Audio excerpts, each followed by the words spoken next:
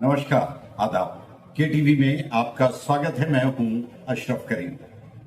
आइए फटाफट नजर डाल लेते हैं देश और दुनिया की अहम और बड़ी खबरों पर। साथ ही साथ आपका बहुत बहुत शुक्रिया प्रोत्साहन देने के लिए, और आपसे ये उम्मीद करता हूं कि आप मेरे इस चैनल को सब्सक्राइब करेंगे, लाइक करेंगे, और अगर कुछ कमी है इसमें तो आप कमेंट करके बता सकते हैं, या फिर क्या कुछ बदलाव आप चाहते हैं वो भी बता सकते हैं।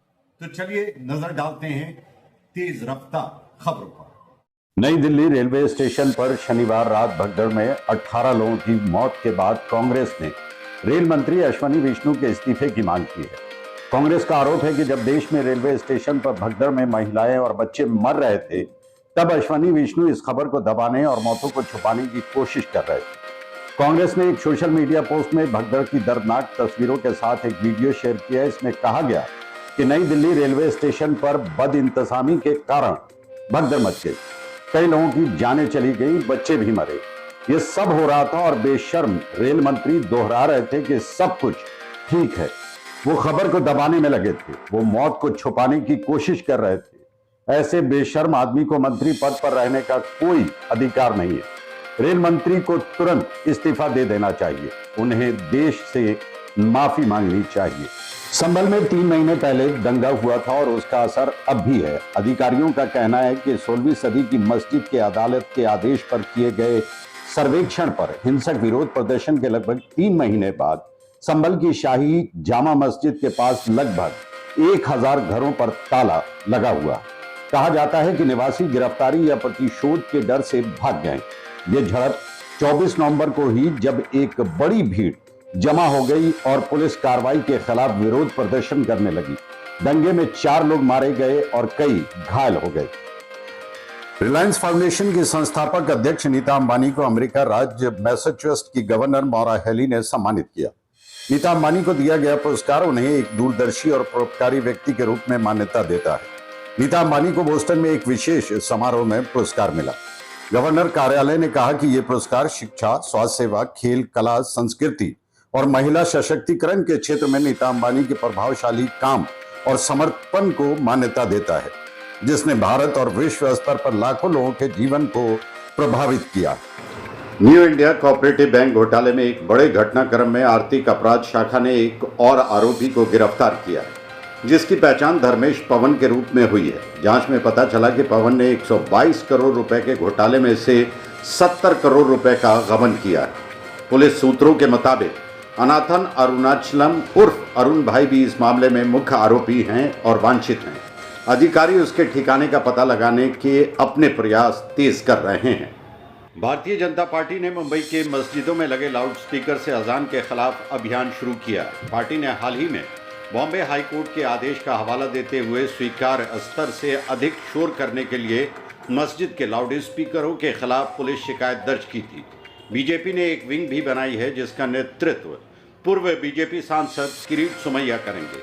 अब तक विंग ने भांडुप, घाटकोपर और विक्रोली पुलिस स्टेशनों का दौरा किया है और पुलिस ने उन क्षेत्रों में मस्जिद प्रबंधन समितियों को नोटिस जारी करना शुरू कर दिया, जहां बिना अनुमति के लाउडस्पीकर लगाए गए। महाराष्ट्र के मुख्यमंत्री देवेंद्र फडणवीस ने आज कहा कि अंतरधार्मिक विवाह में कुछ भी गलत नहीं है, लेकिन धोखाधड़ी और झूठी पहचान के माध्यम से वैवाहिक संबंध स्थापित करने के खिलाफ सख्त कदम उठाने की जरूरत है। फडणवीस ने पत्रकारों से बात करते हुए कहा कि सुप्रीम कोर्ट और केरल उच्च न्यायालय ने भी लव जिहाद के अस्तित्व पर अपनी टिप्पणियां दर्ज की है। मुख्यमंत्री ने कहा कि ये सच है कि महाराष्ट्र में महिलाओं के साथ यौन संबंध बनाने की घटनाएं बढ़ रही हैं। शादियां नकली होती हैं और फिर बच्चों के जन्म के बाद छोड़ दी जाती हैं। उन्होंने इस बात पर जोर दिया कि अंतरधार्मिक विवाह पर कोई आपत्ति नहीं है, लेकिन अगर धोखाधड़ी, नकली पहचान या धोखे का इस्तेमाल किया जा रहा है तो ऐसे मामलों को गंभीरता से लिया जाना चाहिए। एनसीपी शरद चंद्र पवार पार्टी की कार्यकारी अध्यक्ष और सांसद सुप्रिया सुले ने कहा कि सरकार ने राज्य में भ्रष्टाचार, वसूली और अन्य गंभीर मुद्दों पर कोई प्रभावी कार्रवाई नहीं की है, जिसके कारण स्थिति चिंताजनक हो गई है। उन्होंने बीजेपी नेता सुरेश धूस और धनंजय मुंडे के बीच मुलाकात की खबरों पर हैरानी जताते हुए कहा कि उन्हें यकीन है कि सुरेश धूस किसी तरह की सौदेबाजी नहीं करेंगे। सुप्रिया सुले ने कहा कि उन्होंने डीपीडीसी में अनियमितताओं को लेकर संसद में आवाज उठाई थी, जिस पर केंद्रीय कृषि मंत्री शिवराज सिंह चौहान ने जांच का आश्वासन दिया है। कांग्रेस के वरिष्ठ नेता नाना पटोले ने कहा कि महाराष्ट्र की बीजेपी गठबंधन सरकार किसान विरोधी है और ये बात कई बार उजागर हो चुकी है। एक समय किसानों को आतंकवादी, नक्सली, घाटी और प्रदर्शनकारी कहकर अपमानित किया गया था और अब राज्य के कृषि मंत्री माणिक राव कोकाटे ने किसानों को भिखारी कहकर अपनी बुद्धिमत्ता का परिचय दिया है। कोकाटे का यह बयान सत्ता के नशे का सबूत है। किसान भिखारी नहीं है, बल्कि असली भिखारी भाजपा गठबंधन सरकार है, जो जीएसटी के माध्यम से किसानों और जनता को लूट रही है। नाना पटोले ने कहा कि किसान पूरी दुनिया का अन्नदाता है, उसका अपमान मानसिक पतन का प्रतीक है। मुंबई के मस्जिद बंदर इलाके में राम मंदिर के पास एक इमारत में आज सुबह आग लग गई। मुंबई फायर ब्रिगेड के अधिकारी आपात स्थिति में पहुंचे। आग भूतल पर आम मीटर बॉक्स और गलियारे में बिजली के तारों और प्रतिष्ठानों तक सीमित थी। पूरी इमारत में भारी धुआं फैल गया, जिससे कई निवासियों को गंभीर दम घुटना पड़ा। दुखद बात यह है कि धुएं के कारण 2 महिलाओं की जान भी चली गई।